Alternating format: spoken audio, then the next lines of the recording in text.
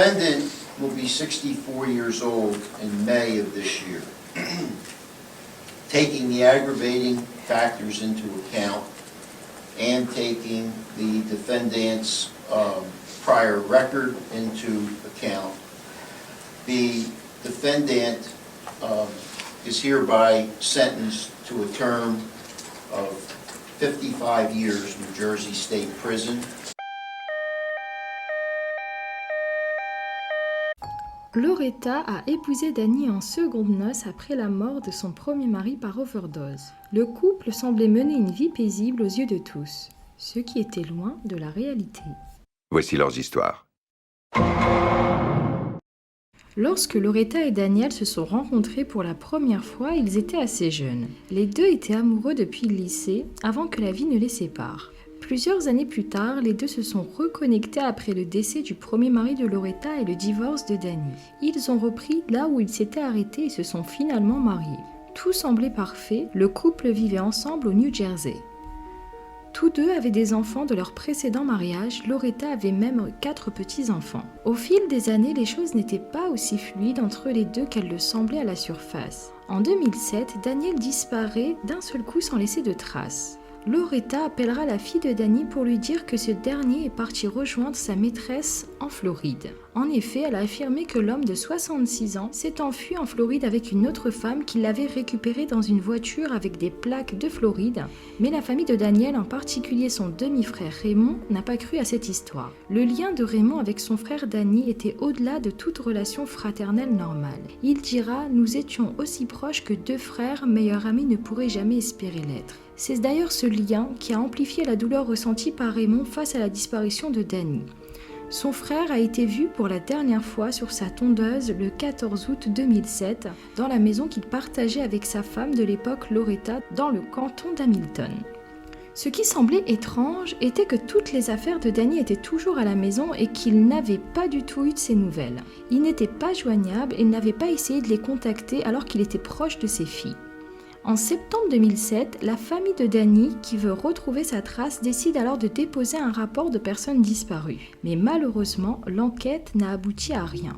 Loretta s'en est tenue à sa déclaration initiale et sans autre preuve, les autorités ne pouvaient rien faire d'autre.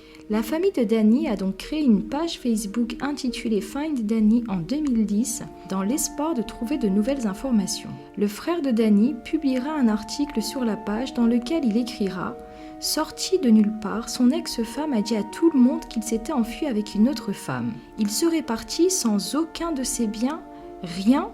Je ne crois pas à son histoire, il y a eu beaucoup trop de mensonges. Elle n'a même pas essayé de m'appeler pour me dire « ton frère Danny est parti ». Je l'ai découvert par moi-même plusieurs jours plus tard quand j'ai essayé de le joindre à la maison pour savoir s'il allait bien. C'est là que le cauchemar a commencé. Entre-temps, Loretta a procédé à la vente des biens de son mari et de la maison après des vacances avec ses petits-enfants. Elle a ensuite demandé le divorce environ 18 mois après la disparition. Après la vente de la maison qu'ils partageaient, Loretta a de nouveau déménagé dans le New Jersey. En 2013, la famille de Danny a exhorté la nouvelle unité Cold Case du bureau du procureur du comté d'Atlantic de se pencher sur la question. En conséquence, l'affaire a été réouverte. Les enquêteurs ont découvert que Loretta avait déjà été condamnée pour détournement de fonds et vol. Le 17 mai 2013, elle était en train de déménager de nouveau dans une autre maison lorsque les autorités ont exécuté un mandat de perquisition à son domicile sur une affaire sans rapport.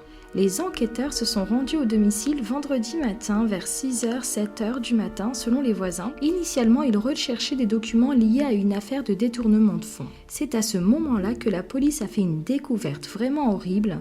Les autorités ont trouvé des conteneurs en plastique contenant les restes en décomposition de Danny dans un placard de la chambre d'amis. Caroline, la fille de la victime, déclara « D'après ce que j'ai compris, ils étaient là pour chercher des documents bancaires pour le détournement de fonds. Ils n'étaient pas là pour chercher mon père, ils sont juste tombés sur lui. » Une enquête plus approfondie a révélé que Loretta avait poignardé Daniel à mort en août 2007. Ensuite, elle l'a laissé dans la baignoire pendant des jours et a ensuite démembré son corps. Elle a ensuite placé les pièces dans des récipients en plastique et la tête de Daniel dans un sac à main. Elle les emmenait à chaque fois avec elle dès qu'elle déménageait dans une autre maison. Elle a essayé d'utiliser des assainisseurs d'air pour masquer l'odeur. Des amis et des membres de sa famille pensaient qu'elle avait tué Daniel parce qu'elle était contre le fait de déménager en Floride. Dani voulait faire cela pour être beaucoup plus proche de ses enfants qui y vivaient. Loretta a été arrêtée en mai 2013 et environ 2 ans plus tard, le 17 mars 2015, elle a été reconnue coupable du meurtre de Daniel et d'avoir entravé sa propre arrestation. Loretta, qui avait 63 ans à l'époque, a été condamnée à 55 ans de prison pour le meurtre et à une peine concomitante de 3 ans pour entrave à l'arrestation. Loretta doit purger au moins 46 ans et 9 mois avant d'être éligible à la libération conditionnelle, ce qui signifie qu'elle restera très probablement enfermée pour toute sa vie. En entendant le verdict, Loretta s'est mise à pleurer. L'avocat ajoutera « Elle a versé des larmes aujourd'hui, mais elles sont fausses. Ce sont des larmes parce que maintenant, elle sait qu'elle va être en prison pour le reste de sa vie parce qu'elle s'est fait prendre. » La procureure adjointe du comté d'Atlantic, Kathleen Bond, déclara « Ces actions sont inimaginables. Elles ressemblent à des cauchemars ou à des films d'horreur. Elle a non seulement brutalement poignardé son propre mari à mort, mais ensuite de façon horrible, elle a immédiatement pris un couteau dentelé et a démembré son corps et l'a laissé pourrir pendant 6 longues années. Elle mérite de passer le reste de sa vie en prison et la famille et les amis de Dani, la victime, méritent justice. Elle a non seulement tué Daniel, mais en plus de cela, elle a décidé de garder la dépouille avec elle durant toutes ces années. À l'issue du verdict, le frère de Dani a remercié tous ceux qui ont soutenu sa famille sur sa page Facebook. Il ajoutera « Même si mon visage semble toujours humide de larmes, tout votre soutien m'a en effet aidé et a été une bénédiction pour moi. Je vous remercie tous, ceux qui connaissaient mon frère et qui voulaient juste montrer leur soutien. Vous êtes vraiment incroyables. » Selon les registres de la prison, Loretta reste incarcérée à l'établissement correctionnel pour femmes qui se trouve à Clinton, dans le New Jersey.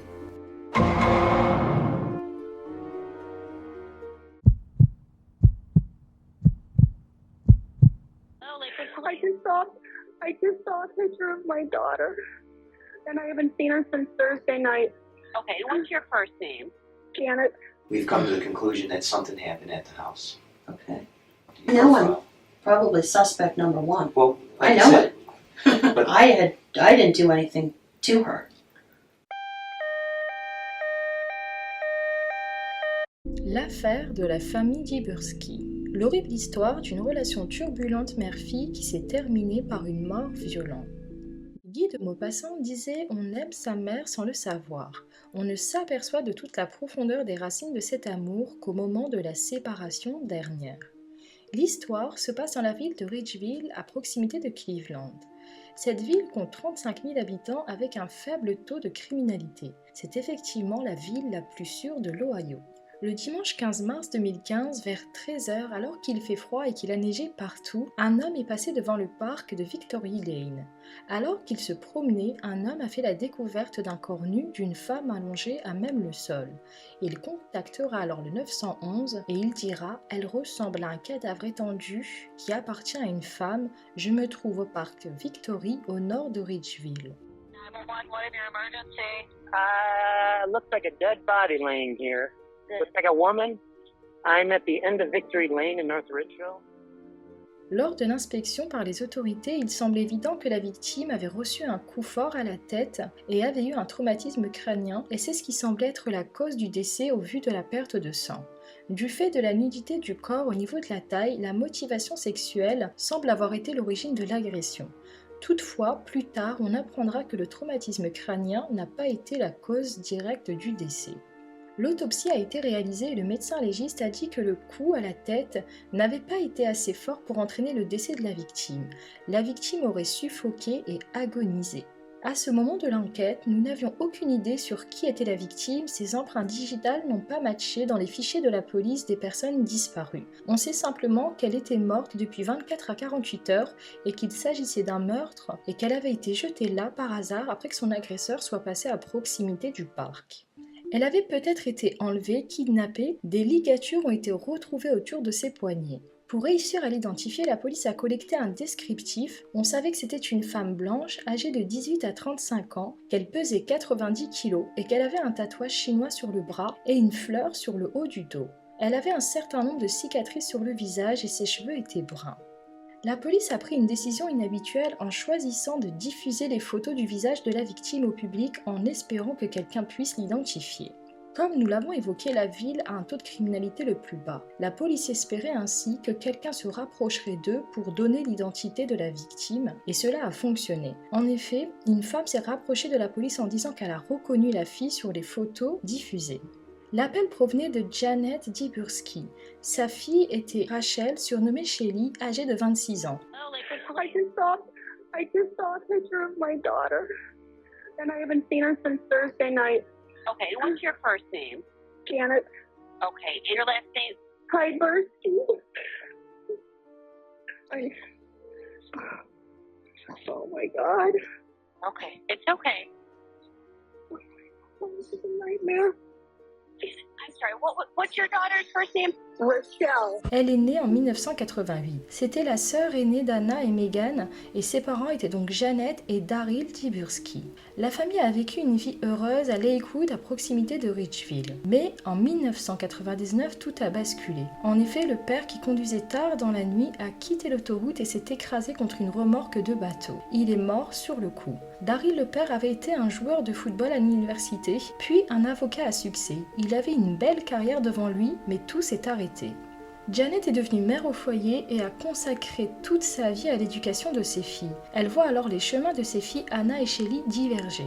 La mort de leur père, Daryl, a eu plus d'impact sur la vie de la sœur aînée Shelly que sur la sœur cadette. En effet, Anna a excellé en tant qu'étudiante et athlète de lycée. En 2015, elle était même inscrite à Oberlin College, une prestigieuse école d'art. Après la perte de son père, alors qu'elle est âgée de 8 ans, la santé mentale de Shelly a commencé à décliner. Elle a reçu un diagnostic de trouble bipolaire. La relation de Shelly avec sa mère a subi de lourds dommages en raison de ses problèmes de santé mentale et du manque de soutien de sa mère. Shelly aurait également montré des comportements violents à des moments. La belle-mère de Janet, Danisia, a mentionné que Janet avait eu du mal à élever ses enfants après la mort de son mari dans un accident de voiture. Même si Anna et Janet avaient une relation cordiale mère-fille, on ne peut pas en dire autant de la relation de Janet avec Shelly. Shelly s'était enfuie de chez elle à 2 reprises. Dans la vingtaine, Shelly a commencé à fréquenter un musicien qui était à la fin de la quarantaine. Il avait déjà un fils à l'époque. Tommy avait 20 ans de plus que Shelly. En 2011, elle est tombée enceinte de lui au début de leur liaison. Elle s'est ensuite tournée vers sa mère pour obtenir du soutien. Janet a fourni à Shelly et à son fils Cole un toit au-dessus de leur tête tout en aidant Shelly à élever son fils. Après que ses 2 filles Anna et Megan aient déménagé pour aller à l'université, Janet décide même d'accueillir dans sa maison Shelly, sa fille et son petit-fils Cole. Mais leur relation est devenue de plus en plus turbulente. Dans le cadre de l'enquête en cours, la police s'est rendue chez Janet pour l'interroger. À leur arrivée, la police a découvert la mère en compagnie de son autre fille Anna qui était revenue de l'université. Elles confirment toutes les deux que la dernière fois qu'elles ont vu Shelly, c'était le jeudi soir où elle devait soi-disant rejoindre Tommy. Janet dit qu'elle a entendu une voiture s'arrêter devant chez elle, elle en a déduit que c'était Tommy qui était passé la récupérer. La police se demande alors pourquoi la mère n'a pas déclaré la disparition de sa fille. À cela, la mère répondra, comme elle avait pour habitude de fuguer sans prévenir et revenir, elle s'est dit qu'elle finirait bien par rentrer, jusqu'à ce qu'elle reconnaisse sa fille sur les photos diffusées par la police. La police a donc décidé de se rendre à Cleveland pour interroger Tommy. Mais il dit ne pas avoir parlé à Shelly depuis le jeudi soir. La dernière conversation avec elle datait du jeudi vers 20h30. Il dira « Elle était censée m'appeler le lendemain, donc le vendredi matin, mais ne l'a jamais fait. » La police décide de recevoir seule Anna pour lui poser des questions. Ils lui disent qu'elle doit dire la vérité. Elle dit qu'elle n'a pas vu sa sœur du week-end. Et quand la police lui demande s'ils peuvent voir son téléphone portable, elle cède à la panique et demande à quitter la salle d'interrogatoire. La police la laisse donc partir. Les policiers demandent alors un mandat de perquisition pour la voiture de Janet et découvrent du sang sur la porte. Ils réussissent à mettre la main sur les vidéos de surveillance entre la demeure familiale et l'endroit où a été retrouvée Shelly. Ils découvrent que le matin du 15, Janet avait conduit son véhicule de chez elle à l'endroit où Shelly a été retrouvée dans le parc de Victory Lane. Le sang retrouvé dans la voiture correspondait au sang de Shelly, c'était donc sa propre famille qui l'avait tuée. Janet est alors arrêtée. Durant l'interrogatoire, la police lui dit « Nous savons que Shelly n'a jamais quitté la maison par elle-même. » La mère hoche la tête en répondant « Ok ». L'agent poursuit. Donc nous savons que quelque chose s'est passé. Nous consultons les derniers témoignages. Ils lui disent que la majorité des résidences disposent de caméras de vidéosurveillance qui leur permettent avec précision de retracer son parcours la nuit du drame. Ils poursuivent. Nous sommes arrivés à la conclusion que quelque chose s'était vraiment passé dans la maison. Nous savons que cela a été fait dans une colère ou dans une rage ou une passion, c'était un crime de passion. Elle demande alors quelles sont les preuves trouvées. Elle dira c'est ce que j'attends concrètement. Quelles sont les preuves? Elle a ensuite quitté la salle d'interrogatoire et la police a poursuivi ses investigations. Un mandat de perquisition a été obtenu. En arrivant à son domicile, la police a de nouveau confronté la mère. Elle demande si quelque chose a été retrouvé dans le véhicule, elle demande cela à plusieurs reprises. Le policier lui répond alors qu'il connaît la vérité. Un autre policier la recadre en disant « Ne me dis pas, dis-moi ce que tu as, je te dirai la vérité. C'est le moment où tu me dis ce qu'il s'est passé. » Et de là, elle répond que c'est le moment pour elle d'aller de l'avant et de se confesser. Elle dit qu'elle pensait que la sécurité de son petit-fils Cole était en jeu. Je l'ai donc tué aux premières heures du vendredi 13. Elle poursuit en disant que Shelly délirait de plus en plus, qu'elle devenait violente ces derniers temps et qu'elle a pris peur pour le petit Cole.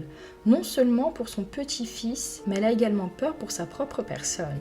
Quand après une énième dispute, Shelly lui a dit qu'elle allait prendre son fils et partir d'ici pour aller rejoindre Tommy, Janet s'est dit qu'elle devait passer à l'acte.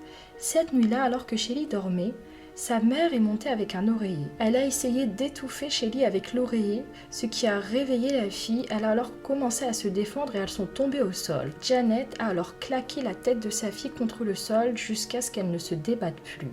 La police lui demande alors si après cela elle est restée éveillée ou elle est partie dormir et elle a répondu qu'elle était partie dormir. Le lendemain, Janet a contacté son autre fille Anna et lui a demandé de rentrer immédiatement à la maison. Puis, une fois sur place, elle lui raconte tout et l'oblige à l'aider à déplacer le corps de sa sœur. Anna est de nouveau interrogée et se met à table. Elle dit qu'à son arrivée régnait le chaos dans la maison. Ma mère était troublée, je ne pouvais pas la laisser comme ça. Janet a passé un coup de fil à sa fille pour lui dire qu'elle a tout avoué et qu'elle est désolée de l'avoir impliquée. À son procès, elle apparaît sans émotion alors qu'elle a étouffé sa fille à mort le vendredi 13 mars. Elle a osé dire qu'elle avait fait cela dans le cadre de la légitime défense car Shelly l'avait bloquée dans un coin et que face à sa violence, elle n'avait pas d'autre choix que la tuer. L'enquête a démontré que Janet ne travaillait pas, qu'elle était endettée. Sa maison allait être saisie par la banque et elle recevait plusieurs courriers de relance pour le paiement de ses échéances de prêt. On apprendra qu'elle avait en fait souscrit une assurance vie sur la tête de sa fille. L'autre sœur n'était pas au courant. En avril 2017, Janet a pris un accord de plaidoyer en échange des accusations de meurtre aggravé. Elle a été condamnée à 19 ans de prison après avoir plaidé coupable à un chef d'accusation d'abus de cadavre, d'un chef d'accusation d'altération de preuves et des 2 chefs d'accusation d'agression et de meurtre. Actuellement, Janet purge sa peine dans la prison du comté de Lorraine. Anna, la fille, a été accusée de recel de cadavres, ce dont elle a par la suite plaidé coupable. En avril 2017, Anna a reçu l'ordre de payer une amende de 750 $ et sa peine de prison de 90 jours a été suspendue par le juge statuant sur son affaire. La mère a non seulement étouffé sa fille qui souffrait de troubles bipolaires, et en plus de cela, elle a enrôlé sa seconde fille pour l'aider à se débarrasser du corps.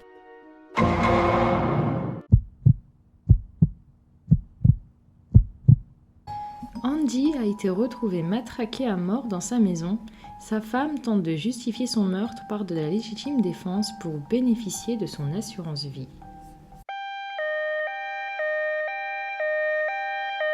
Amis depuis l'enfance, Tracy Lawson et son mari Andy ont partagé un lien à vie. Ils étaient inséparables. Ils ont fini par se marier et tout avait l'air parfait. La fille d'Andy dira qu'elle ne pouvait pas imaginer une meilleure personne pour son père, mais l'appel au 911 et la mort horrible d'Andy laissera les autorités dubitatives. Andy, le mari, cachait-il un secret sombre ? Un proche dira « Je savais quel genre de personne il était réellement. J'ai toujours dit qu'il avait une personnalité particulière. » Où était-ce Tracy l'épouse qui avait quelque chose à cacher? Lorsque vous êtes désespéré, vous êtes amené à faire des choses que vous n'auriez pas fait en temps normal. A-t-elle réagi en légitime défense face à son mari? Il pouvait avoir un regard noir, elle pensait peut-être qu'il allait la tuer cette fois-ci. L'analyse de la scène de crime discréditera-t-elle sa version des faits, notamment le fait qu'elle aurait agi en état de légitime défense pour sauver sa vie? Le lundi 11 juin 2006, en Caroline du Nord, il était 4 h du matin quand l'opérateur du 911 reçoit un appel effrayant. Tracy, âgée de 37 ans, a dit « Mon mari a essayé de me tuer ». Elle raconte ensuite qu'elle s'est battue avec son mari Andy. Elle a ajouté qu'il la battait, qu'il abusait d'elle. Selon ses déclarations, elle a simplement riposté et l'a frappé. on l'entendra dire « Je l'ai frappé, je ne suis pas sûre s'il est mort ou pas ». Il se produit ensuite une scène particulière en direct du 911. Elle a laissé tomber le téléphone comme s'il y avait une autre lutte, puis a crié « Je dois y aller », puis on l'entend crier comme si sa vie était en danger. L'opérateur du 911 a alors requis toutes les unités disponibles à proximité pour qu'un équipage de police puisse se rendre immédiatement chez les Lawson. Mais alors même que les renforts étaient en route, l'appel a soudainement été interrompu.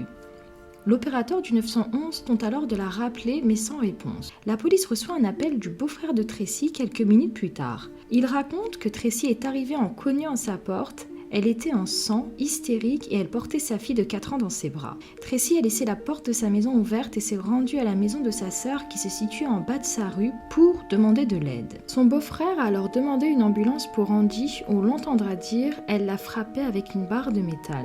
Les autorités se sont tout de suite demandé si c'était dans le cadre d'une légitime défense ou que quelque chose de plus macabre était arrivé ce soir-là dans la résidence des Lawson. Concernant la vie de Tracy, Tracy Braxton est née en 1968 et a passé toute sa vie dans une communauté agricole au cœur de la Caroline du Nord. Au milieu de nulle part, c'était un endroit très rural avec de nombreuses fermes, des granges, des tracteurs. Tracy s'intégrait parfaitement dans ce milieu durant son enfance. Sa passion était d'élever et de monter du bétail lors de compétitions comme la foire du comté. Elle était du genre garçon manqué, avec beaucoup d'amis garçons. Parmi eux se trouvait un ami d'enfance nommé Andy Lawson. Sa fille décrivait son père Lawson comme un bon vieux campagnard. Il aimait la chasse, adorait les voitures et cultivait. Il s'occupait également du bétail, il ne s'habillait pas de manière chic, il était très terre-à-terre. Durant leur enfance, ils ne se sont jamais vus autrement qu'amis. D'ailleurs, quand Tracy a été diplômée, Andy, lui, en parallèle, était déjà marié à la fille qui était sa petite amie au lycée et avec qui il avait été au bal de promo. Il a ensuite abandonné ses études pour travailler dans une compagnie de textile. Tracy, quant à elle, a poursuivi ses études et a obtenu son diplôme d'infirmière. C'était une jeune femme décrite comme très intelligente. Une fois son diplôme en poche, elle a travaillé dans une maison de retraite. Elle aimait travailler avec les personnes âgées, elle était très sympathique et elle avait donc réussi sa vie professionnelle. Mais du côté de sa vie privée, ce fut un échec. En effet, elle a eu un bref mariage qui a fini en divorce. Suite à cela, elle a décidé de reprendre contact avec son ami d'enfance Andy. Cela faisait des années qu'ils avaient perdu le contact, mais Andy n'avait pas changé. Il travaillait maintenant pour la compagnie des eaux. Il était célibataire parce qu'il s'était séparé de sa petite amie du lycée en 1988. Ils s'étaient mariés trop tôt, ils étaient jeunes et ils avaient eu 2 enfants. Ils ont tout de même décidé de rester bons amis pour le bien-être de leur enfant. Tracy, en parallèle, a eu un second mariage qui a été aussi bref que le premier. À ce moment-là, Andy et Tracy ont décidé de renouer contact et elle a demandé le divorce. Elle et son ex-mari se sont par contre quittés en mauvais termes. Quand Andy et Tracy se sont revus, ils ont accroché immédiatement. Il l'a alors présenté à sa fille et son ex-femme qui était devenue sa confidente et ils l'ont tout de suite adoré car Tracy était une bonne personne. Après avoir reçu l'aval de sa fille, le couple d'amis d'enfance décide de se marier en 1999. Elle était très affectueuse avec Andy, ils étaient fusionnels.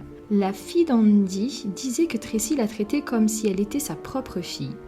En 2002, le couple découvre qu'ils vont être parents pour le grand bonheur d'Andy. Mais durant sa grossesse, le couple a reçu de mauvaises nouvelles, notamment des complications liées à la grossesse. L'enfant naîtra avec un handicap. Les tests détecteront une maladie génétique. Lors de la naissance du bébé, des médecins confirmeront que cette maladie affectera le bébé durant toute sa vie. Tracy a été dévastée par la nouvelle, son comportement changea et elle souffrira même de dépression. Elle était très stressée par l'avenir de son bébé. Malgré cela, elle a tout fait pour que son enfant ne manque de rien. En 2005, le couple déménagea dans la même rue que la sœur de Tracy, dans une belle maison près du travail de Tracy. Le couple était épanoui par cette décision. Toutefois, 6 mois plus tard, en août 2005, après une blessure, Tracy devient dépendante aux antidouleurs et perd de ce fait sa licence d'infirmière qui est donc suspendue.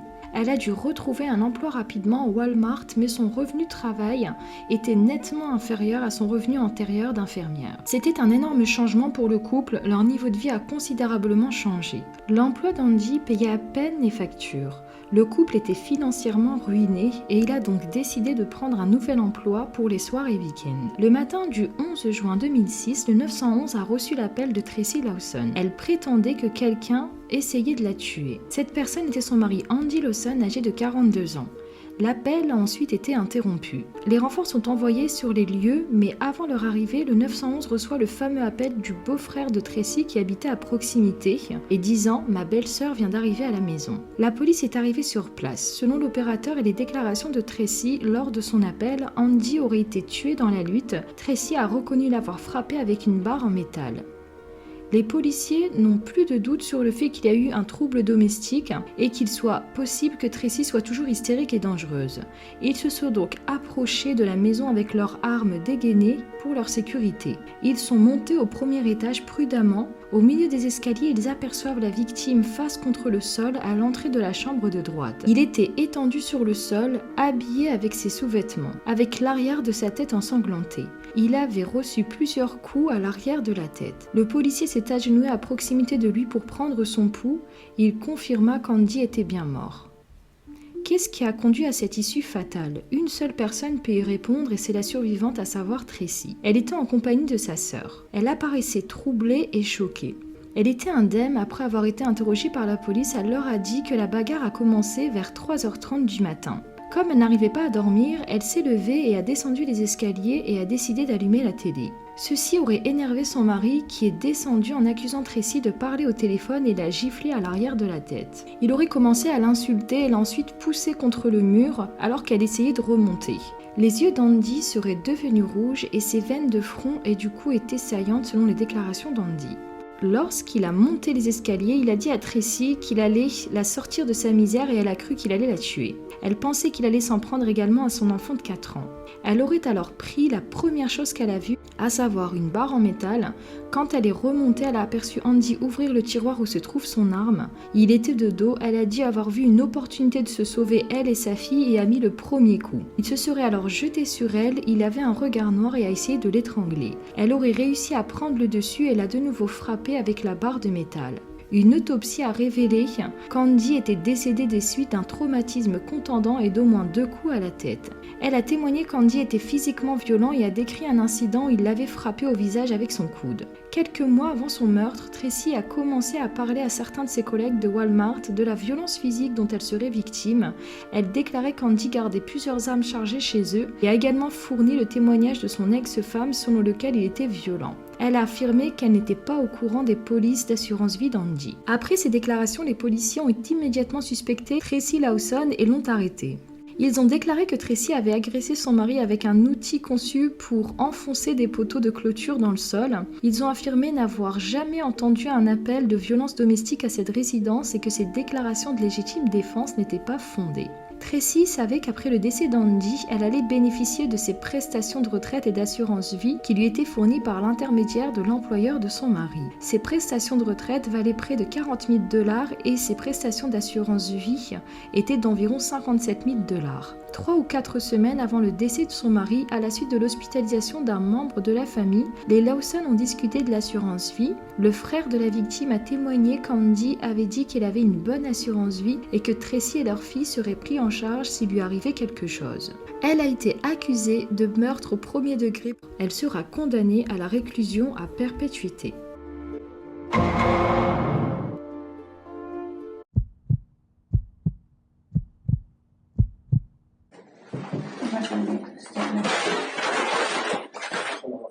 You don't have to be like that about it. Happened in the chat could have been done by someone that could be construed as a monster, or it could be someone that, if they had a reason for that, but it would need to be explained. Otherwise, it's going to look like it was done by someone who was a monster. Aujourd'hui, nous allons nous rendre dans le Dakota du Nord. En plein milieu de l'hiver, au loin, on va voir apparaître un feu qui va mettre à jour une affaire sordide. 2 amants maudits qui voulaient passer le reste de leur vie ensemble et qui étaient prêts à tout pour y arriver. Cette histoire va mettre en scène a priori un couple d'amoureux qui avait tout pour être heureux jusqu'à ce que la cupidité fasse son entrée. On verra à quel point la cruauté peut endosser différentes formes, qu'une personne peut essuyer ses larmes d'une main et tenir un couteau de l'autre. L'histoire se déroule en milieu du Dakota du Nord, plus précisément dans la ville de Bismarck, une ville qui compte à peu près 74 000 habitants. C'est la 2e ville la plus peuplée de l'État du Dakota après celle de Fargo. Le jeudi 2 janvier 2020, vers 17h20, un appel au 911 est passé. Cet appel est émis depuis une maison située au 43 avenue Northwest, à environ 15 minutes du centre-ville de Bismarck. La maison est entourée de champs, d'appartements et pas grand-chose d'autre. À cette époque de l'année, les températures du Dakota peuvent descendre jusqu'à moins 18 degrés.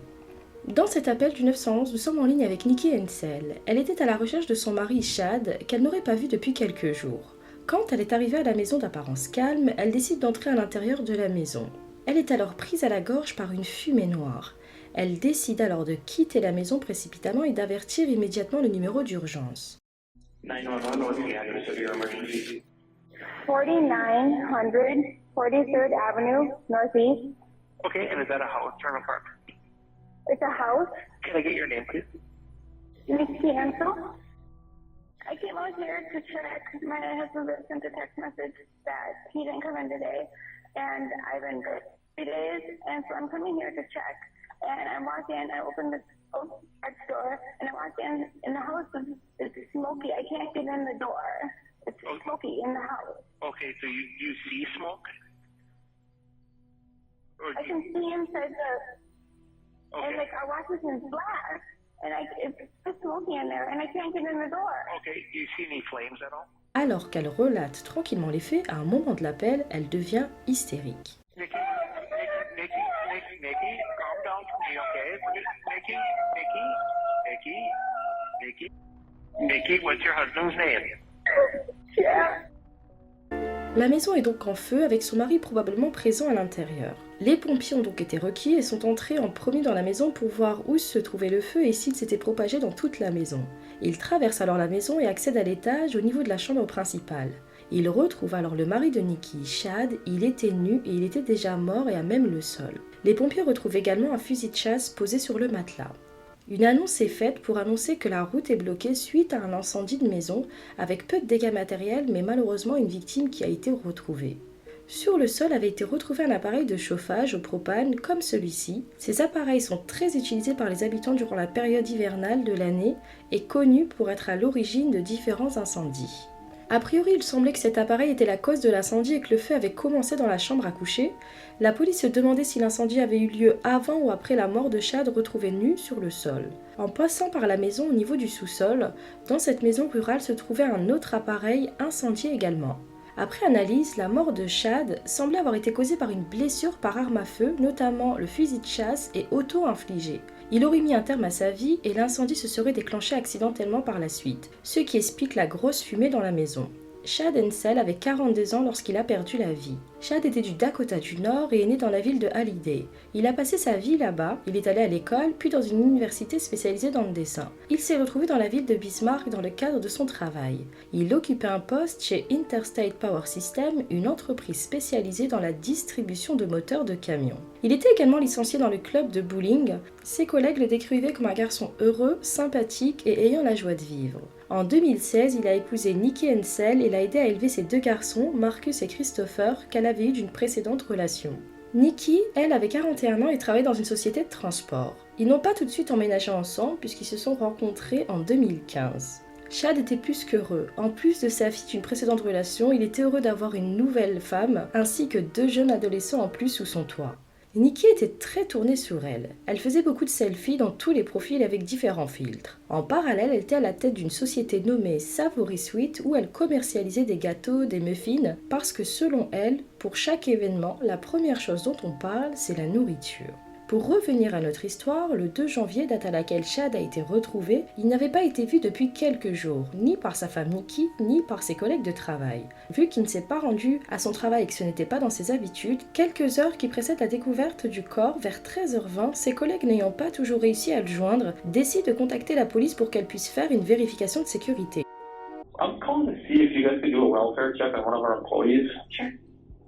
His wife called in sick for work on Tuesday, and we haven't heard from him since.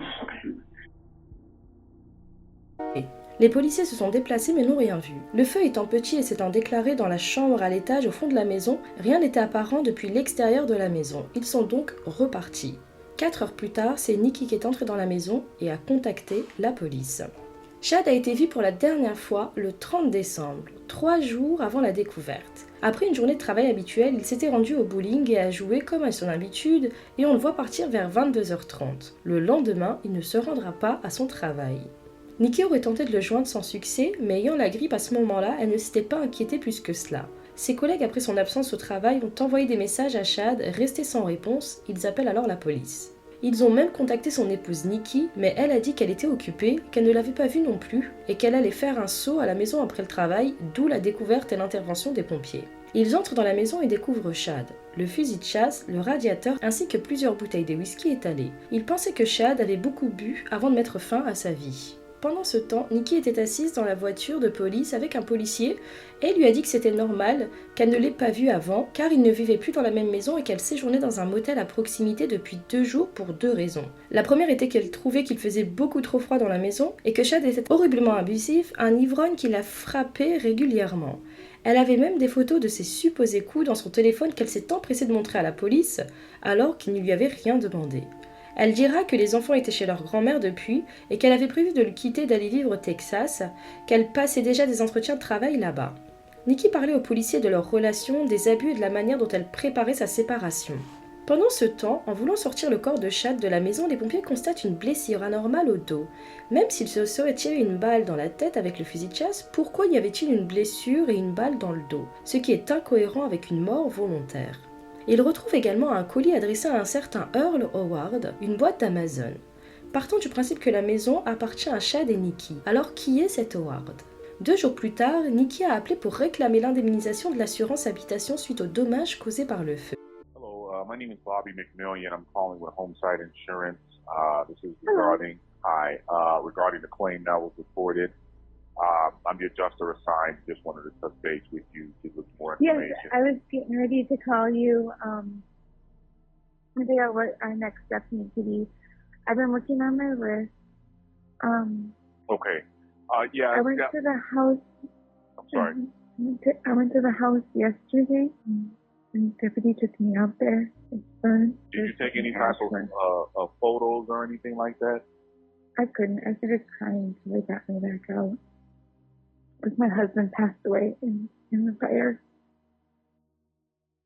L'assurance habitation venait d'être mise en place depuis le 26 décembre, quelques jours à peine avant le sinistre et donc l'incendie de la maison. Le timing parfait. Nikki voulait passer à autre chose un peu trop rapidement. Elle avait d'ailleurs déjà été aperçue avec un nouveau petit ami. La police voulait faire des liens et savoir qui était cet Howard à qui le colis était adressé. Il se rappelle alors de l'histoire qu'avait racontée Nikki, le fait qu'elle logeait ailleurs dans un motel pour échapper à son mari violent. Après enquête, la police constate que la chambre avait été prise au nom du fameux Howard. Roy Howard était un Canadien de la ville de Bellwood dans le centre-ville de l'Ontario. Lui et Nikki avaient une liaison depuis plus d'1 an. Nikki disait vouloir quitter Chad et lui donnait une mauvaise réputation en disant à tout le monde que c'était un ivrogne, violent, qui la frappait régulièrement et avait des photos qui le prouvaient. Le 7 janvier, 5 jours après la mort de Chad, la police est maintenant convaincue du meurtre de Chad et décide d'interroger Nikki. Elle garde le silence et murmure durant tout l'interrogatoire et adapte le rôle d'une fille timide et introvertie.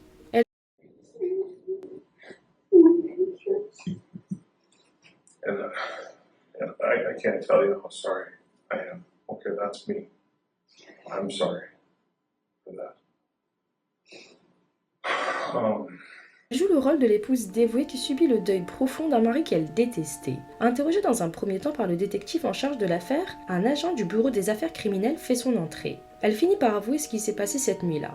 Elle dit qu'elle était restée à l'hôtel avec Howard, puis qu'ils ont décidé de profiter de l'absence de Chad pour se rendre à la maison pour que Nikki récupère ses affaires avant son départ pour le Texas. Mais à leur arrivée, Chad était là et en état d'ivresse. La police lui dit ne pas croire à ses mensonges. Elle se ravise et elle dit alors qu'elle a quitté la maison et a laissé son mari avec son amant et avoir entendu un coup de feu alors qu'elle était dehors. La police lui dit que c'est faux, qu'elle ne s'est jamais rendue là-bas et que c'est son petit ami qui est allé seul pour tuer Chad. Elle acquiesce et fait des aveux manuscrits qu'elle a ensuite tenté de déchirer.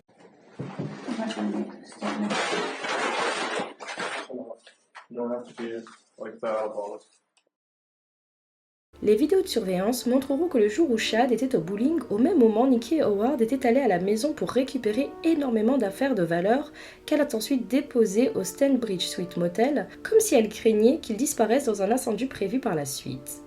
Le système d'alarme détectera l'arrivée de Chad vers 1h du matin. Howard était déjà dans la maison et a attendu qu'il dorme pour lui tirer dessus à 2 reprises. Les caméras avaient été désactivées par Nikki pour qu'il n'y ait aucune trace du crime. Elle a justifié sa présence par le fait qu'elle était allée récupérer des médicaments. Récupérer des médicaments en pleine nuit, cela paraît plus qu'incohérent. Le système prouve qu'elle y est restée sur place 2 heures. On a retrouvé des accélérateurs d'incendie, des cigarettes qui ont aidé le feu à s'étendre. La même marque de cigarettes a été retrouvée dans la voiture d'Howard. Chad avait souscrit une assurance vie de 500 000 $ 1 an avant, en 2018, au profit d'une seule bénéficiaire qui est Nikki, et 6 000 $ pour l'assurance habitation. Le 8 janvier, le lendemain de l'interrogatoire de Nikki et suite à ses aveux, un mandat d'arrêt a été lancé contre Howard. Le lendemain, le 9 janvier, il est retrouvé du côté du Canada et est arrêté. Lui, Nikki, avait de grands projets grâce à cette assurance vie et pour y arriver, il fallait se débarrasser de Chad. Il a tiré à 2 reprises sur Chad pendant son sommeil. Il s'est débarrassé de la 2e douille pour ne pas alerter les enquêteurs. Il a ensuite disposé des bouteilles de whisky pour le faire passer pour un ivrogne et a mis le radiateur à côté pour que toutes les preuves disparaissent dans l'incendie. Le 31 décembre, le couple se réveille depuis son motel et se rend compte que dans les journaux, personne ne parle de l'incendie. Ils sont alors repartis et se rendent compte que l'incendie n'a pas pris. Ils repartent sur les scènes du crime et allument de nouveau différents feux et un plus dans le sous-sol. Nikki et Howard ont été accusés du meurtre de Chad. Le jury ne savait pas qui avait tenu l'arme et causé la mort. Howard a plaidé coupable de complot en vue de commettre un incendie criminel, falsification de preuves matérielles et complot en vue de commettre un meurtre. Il a pris 25 ans. Nikki, elle a été jugée en 2022. 40 témoins étaient appelés à la barre. Sa défense était d'incriminer son amant. Après 2 heures de délibération, elle a été jugée coupable de complot en vue de commettre un incendie criminel, falsification de preuves matérielles et complot en vue de commettre un meurtre. Elle est aujourd'hui en attente de sa condamnation, sûrement de la prison à vie.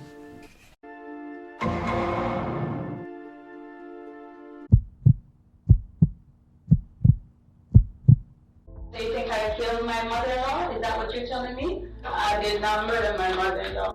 You were born in paradise and you're going to die in hell. Have a seat. Ma'am, have a seat. Everybody remain seated. Don't. Aujourd'hui, l'histoire se déroule dans la vallée d'Hudson de l'État de New York.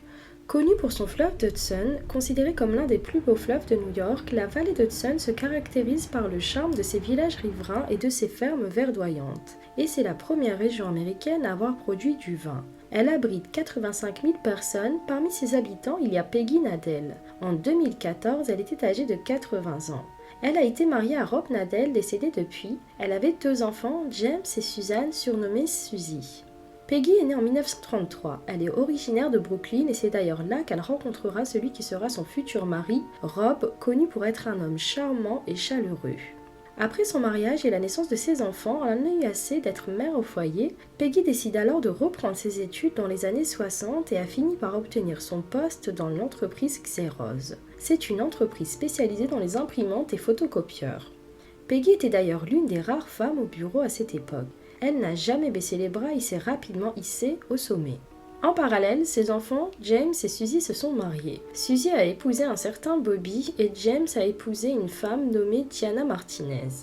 Quelque temps après le décès de son époux et sa retraite, Peggy commence à parcourir le monde. Connue pour ses positions politiques, elle était militante et était fort impliquée dans sa communauté juive. Elle a passé beaucoup de temps avec Suzy et son mari Bobby et ses petits-enfants. James, Diana et leurs enfants, quant à eux, vivaient en Floride et n'étaient pas aussi proches que la relation qu'avaient Suzy et sa mère Peggy qui se parlaient tous les jours. C'est d'ailleurs pour cela que Suzy s'est tout de suite inquiétée lorsqu'elle n'a pas pu joindre sa mère de la journée. Nous sommes le 25 janvier 2014. La neige était froide et neigeuse. Suzy contacte sa belle-sœur Diana pour avoir des nouvelles de sa mère. Elles étaient proches à leur manière. Peggy, la mère, adorait tous ses petits-enfants et les soutenait financièrement comme elle pouvait. Diana répond à Suzy qu'elle avait appelé Peggy vers 7h30 mais qu'elle ne lui avait pas répondu non plus. Suzy, après avoir tenté de joindre de nouveau sa mère sur son mobile et sur le fixe de sa maison, décide alors de prendre sa voiture et de conduire jusqu'à son domicile. Une fois sur place, Suzy se gare et sort de sa voiture puis s'approche de la maison. Elle remarque que la voiture de sa mère est bien garée dans l'allée. Elle a alors commencé à craindre que quelque chose de mauvais se soit passé car sa mère n'était plus toute jeune. En entrant dans la maison, elle retrouve sa mère Peggy en bas des escaliers, effondrée et en sang avec un couteau apparent au niveau de sa poitrine. En voyant la scène, Suzy a pensé que sa mère avait fait une mauvaise chute et qu'elle était tombée sur le couteau, puis qu'elle s'était cogné la tête. En état de choc, Suzy a eu le réflexe de retirer le couteau. Elle remarque alors que le corps de sa mère était déjà froid. Elle contacte immédiatement le 911. I need an ambulance right away. Ma'am, calm down. What's going on there? I think my mother fell down the stairs and with a knife in her hand and stabbed herself. Elle a donc donné sa version des faits aux agents et elle a dit que sa mère a dû trébucher sur le chat et qu'elle s'est poignardée par accident et qu'elle est ensuite tombée dans les escaliers. Les agents qui avaient pour habitude d'intervenir sur ce genre de crime remarquent tout de suite que Peggy n'était pas tombée, elle avait été battue, étranglée et poignardée à mort. Le drame aurait commencé au niveau de la chambre jusqu'au palier pour finir en bas des escaliers. Des chaises avaient été retirées de la table comme si 2 personnes s'étaient assises pour boire le thé. Il manquait le sac à main, les bijoux et l'ordinateur de Peggy. Cela ressemblait plus à un cambriolage mis en scène. Car si 2 personnes s'étaient assises pour prendre le thé, c'est que Peggy connaissait forcément l'un de ses agresseurs. Il n'y avait pas eu d'entrée par effraction, mais tout était fait pour que les policiers le croient. Les choses étaient parfaitement placées. À l'extérieur, dans la neige, il n'y avait aucune trace de pas autre que les agents qui ont été requis dans cette affaire. La porte avait été ouverte de l'intérieur, la clé était d'ailleurs toujours dans la porte. Le maire dira que Peggy avait un réel attachement pour la ville, qu'elle se souciait profondément de la communauté et que sa mort était juste choquante pour eux tous, que c'était la femme la plus merveilleuse qu'il ait connue et qu'il adressait ses condoléances à sa famille. Un voisin dira également que c'était une dame vraiment sympathique. We spoke just a second ago with Sergeant Glenn Cummins, and this is what he has to say. The investigation is still in its nascency. All we can release at this point is that we're investigating a suspicious death of an 81-year-old female, Peggy Nadell, and she lives at 644 Andover Road in Valley Cottage. Again, the investigation is still in its infancy, so that's all the information that we can release at this point. Suzy a dit à la police que des paysagistes et jardiniers étaient intervenus chez sa mère et qu'il fallait enquêter en ce sens. Les preuves laissées sur place étaient presque inexistantes. Peggy était riche. Elle avait laissé près de 4 millions de dollars derrière elle, un mobile suffisant pour causer sa mort. La police a ensuite poursuivi son enquête et a découvert que quelques heures avant que Peggy ne soit découverte, vers 1h du matin, elle avait reçu un appel sur son téléphone fixe. Un appel suspect pour une femme de 81 ans au vu de l'heure tardive. Le même soir, la nuit du drame, l'alarme de sécurité de Peggy s'était déclenchée subitement et la société de surveillance a donc contacté Peggy pour s'assurer qu'elle allait bien. Hello, this is the monitoring center with Bullet Security. This is Peggy Nadell. The code word is Max. I'm sorry. That's okay, ma'am. Everything's fine. I'm glad everything's okay. We'll disregard for you. Have a good night.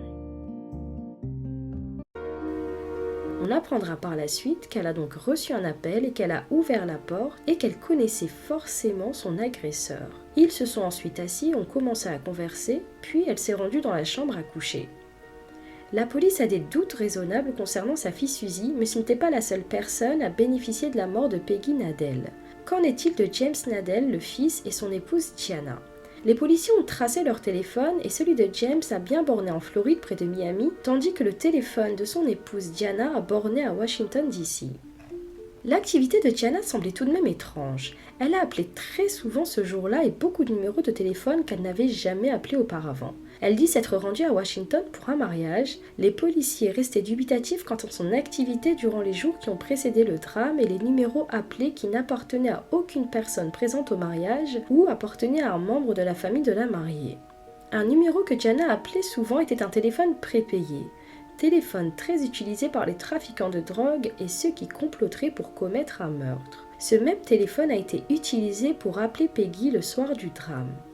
La police s'est donc concentrée sur cette piste, a pu remonter jusqu'à l'endroit où a été acheté le téléphone et la date à laquelle il a été acheté. Le téléphone a été acheté en Floride, près de la maison de Gianna. Sur la vidéo, on ne voit pas Diana, mais une autre femme nommée Karen Am Samuel, une personne qui appelait régulièrement Diana. Elle l'a donc achetée, mais ce n'est pas elle qui l'a activée tout de suite, c'est une autre femme qui l'a fait, une certaine Andrea Benson. Andrea Benson était également une autre femme qui appelait régulièrement Diana. Qu'a donc fait Diana lorsqu'elle se trouvait sur Washington? Elle a passé des appels téléphoniques suspects, elle est également liée au téléphone prépayé qui a appelé Peggy la nuit du meurtre. Elle avait un mobile, en tant que belle-fille, elle était également bénéficiaire de la succession. Sur la vidéo de surveillance de l'aéroport de Washington DC, on voit Diana rencontrer Andrea Benson. Le téléphone d'Andrea va ensuite borner jusqu'à la vallée de Hudson, alors que le téléphone de Diana est resté à Washington. Pour s'assurer de son alibi, la police appelle donc l'ami de Diana qui confirme bien qu'elle était présente le jour du drame avec elle. Or was it 9 at night to 6 and right, exactly. Which one? 9 at night, 1 in the morning. Diana stay overnight with you? Yes, she was with me 9 o'clock and she then leaves me until 6. Karen Samuel, qui a acheté le téléphone, sera interrogée par la police. Elle avouera que Diana l'avait appelée pour lui dire qu'elle était bien arrivée ce soir-là dans la maison de sa belle-mère. La police est alors partie arrêter Diana pour l'interroger.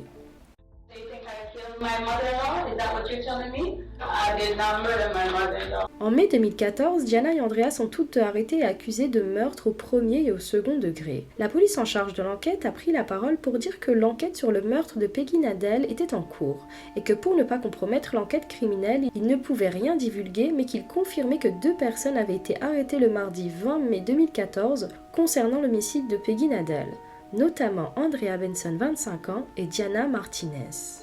Diana aurait payé Andrea. Elle s'était déjà vue auparavant et avait été présentée par l'intermédiaire d'un ami commun.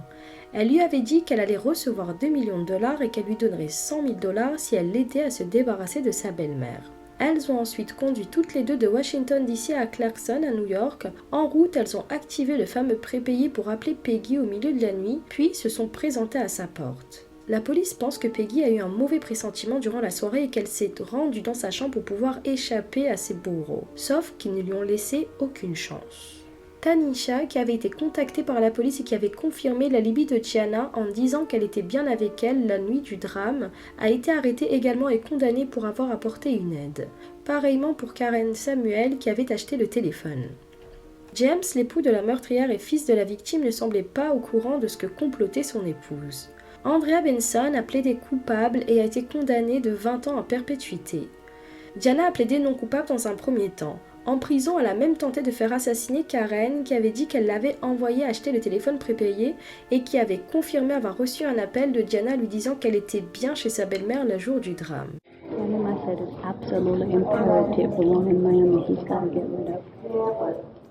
Elle a finalement plaidé coupable et a pris de 23 ans à perpétuité.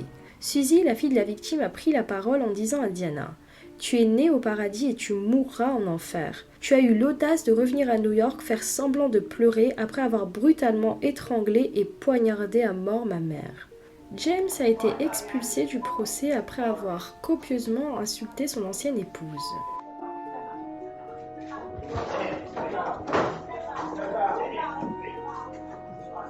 Have a seat. Ma'am, have a seat. Everybody remain seated. Don't worry about the glasses. Everybody stay seated.